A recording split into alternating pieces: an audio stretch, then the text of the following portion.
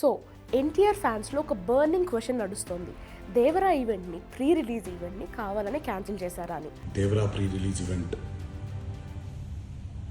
జరగకపోవటం, cancel అవటం నిజంగా చాలా బాధాకరం. ముఖ్యంగా నాకు ఇంకా చాలా బాధగా ఉంటుంది. మీ అందరికీ తెలుసు, అవకాశం దొరికినప్పుడల్లా మీతో సమయం గడపాలని, దేవరా మూవీ గురించి, దేవరా మూవీ కోసం మేము పడిన కష్టం గురించి మీ అందరికీ వివరిద్దామని నేను చాలా ఎక్సైటెడ్గా ఉన్నాను. కానీ సెక్యూరిటీ రీజన్స్ వల్ల ఈ ఈవెంట్ని క్యాన్సిల్ చేయడం జరిగింది. మళ్ళీ చెప్తున్నాను, మీతో పాటు నేను బాధపడుతున్నాను. మీకంటే నా బాధ చాలా పెద్దది, ఎక్కువ కూడా. కానీ ఇది ఇలా జరగడం దేవరా ప్రొడ్యూసర్స్ వల్ల, లేకపోతే ఈవెంట్ ఆర్గనైజర్స్ని వాళ్ళని బ్లేమ్ చేయడం కూడా తప్పనేది నా ఫీలింగ్. అది ముందుగా మీరు కురిపించే ఈ ప్రేమకి ఆ జన్మంతో రుణపడిపోయి ఉంటాను. కానీ ఈరోజు మనం కలవకపోయినా సెప్టెంబర్ 27వ తారీఖు మనందరం కలవబోతున్నాం. దేవరా చిత్రాన్ని మీరందరూ చూడబోతున్నారు.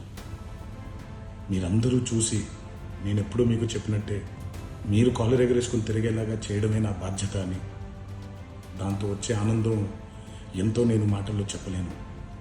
27వ తారీఖు సెప్టెంబర్ అదే జరుగుద్దని నేను ప్రగాఢంగా నమ్ముతున్నాను. దీని గురించి చాలా ఘాటుగా చర్చ జరుగుతుంది. అండ్ ఇంత ఘాటుగా చర్చ జరగడానికి కారణం 4 పాయింట్స్. ఫస్ట్ పాయింట్, సో ఎంత కాదనుకున్నా హైదరాబాద్లో కూడా పాపరాజీ కల్చర్ స్టార్ట్ అయింది కదా. సో జాను పాప, అనిరుద్, సైఫ్ అలీ ఖాన్ వీళ్ళందరూ హైదరాబాద్ వచ్చినప్పుడు హైదరాబాద్ ఎయిర్పోర్ట్లో ప్యాప్ అవ్వాల్సింది. కానీ అలా అయినట్టు ఎక్కడా ప్రూఫ్లు లేవు. పాయింట్ నెంబర్ 2, ప్రీ రిలీజ్ ఈవెంట్కి కొన్ని గంటల ముందు సైఫ్ అలీ ఖాన్ ముంబైలో ప్యాప్ అయ్యారు. ఆయన ఉండాల్సింది హైదరాబాద్లో కదా.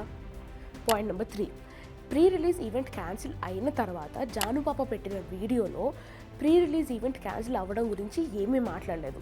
సో ఆ వీడియోని ఎప్పుడో తీశారు, దాన్ని రీపర్పస్ చేసి దీనికి వాడేశారు అని బయట టాక్. అందరికీ నమస్కారం. ముందుగా నన్ను ఎంతగా స్వాగతించి నా మీద ఎంత ప్రేమను చూపించిన తెలుగు ఆడియన్స్ అండ్ నన్ను జాను పాప అని పిలుస్తున్నందుకు ఎన్టీఆర్ సార్ ఫ్యాన్స్ అందరికీ నా ధన్యవాదాలు.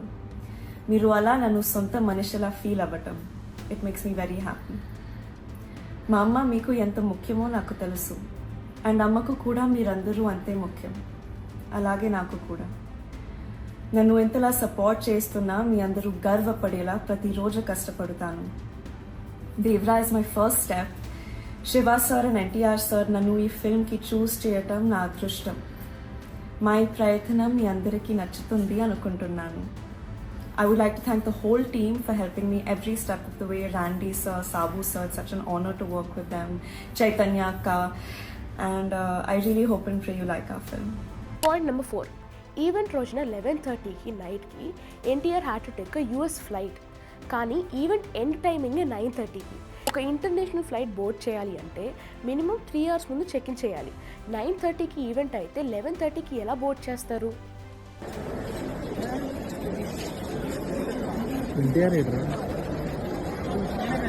సో ఈ 4 పాయింట్స్ని బేస్ చేసుకొని చాలా ఘాటుగా డిస్కషన్ జరుగుతుంది. డిస్కషన్ వరకు ఓకే, ఎందుకంటే చాలామంది వాళ్ళ టైంని స్పెండ్ చేశారు, మనీ స్పెండ్ చేశారు, ఎనర్జీ స్పెండ్ చేశారు. ఇదంతా ఎందుకు చేశారు? వాళ్ళ ఫేవరెట్ హీరోని, సెలబ్రిటీస్ని చూడ్డానికి చేశారు. బట్ అలా జరగలేదు, ఈవెంట్ క్యాన్సిల్ అయింది. సో డిసప్పాయింట్మెంట్లో డిస్కషన్ వరకు okay. But just think, NTR లాంటి స్టార్కి ఇలాంటి పిఆర్ స్టంట్ చేయాల్సిన అవసరం ఉందా? అది ఫ్యాన్స్ని హట్ చేసి మరి. తెలుగు ఇండస్ట్రీలో పిఆర్ అనే పదం లేనప్పుడే ఎన్టీఆర్ ఒక ఈవెంట్ కండక్ట్ చేస్తే కొన్ని లక్షల మంది వచ్చారు.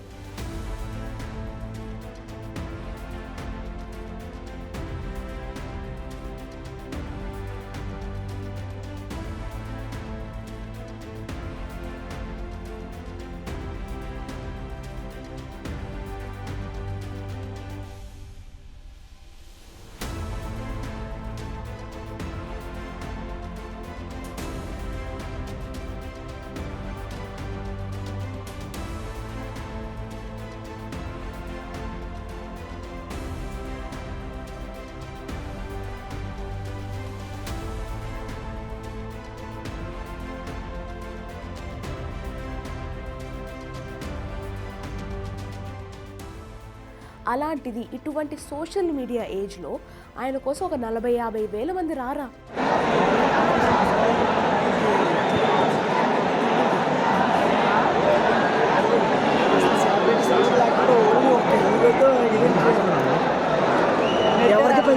ఇది ఈవెంట్ మేనేజ్మెంట్ కంపెనీ క్రౌడ్ని హ్యాండిల్ చేయలేకపోవడం వల్ల వచ్చిన ఫెయిల్యూరే కానీ ఇది కూడా వీళ్ళు కావాలని చేశారని మాత్రం నాకైతే అనిపించట్లేదు. Because NTR is bigger than stupid PR stunt.